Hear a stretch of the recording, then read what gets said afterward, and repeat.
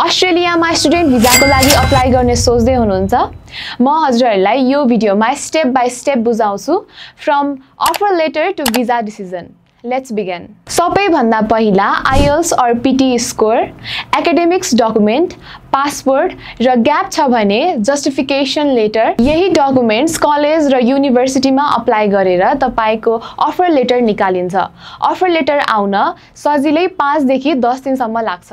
Offer letter पछि फन्ड्सहरू ready पारिन्छ। Education loans, savings, annual income, property valuation जस्ता financial डकुमेन्ट्सहरू रेडी गरिन्छ। पछि सबै फाइनान्शियल र एकाडेमिक डकुमेन्ट रेडी पारिसकेपछि जीएस को लागि अप्लाई गरिन्छ। जीएस आउन नर्मल्ली 3 देखि 10 दिनसम्म लाग्छ।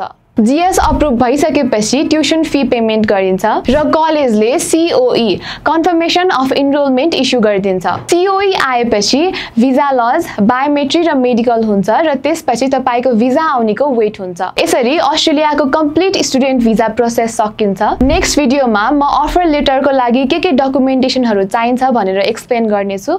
If you found this video helpful, do follow.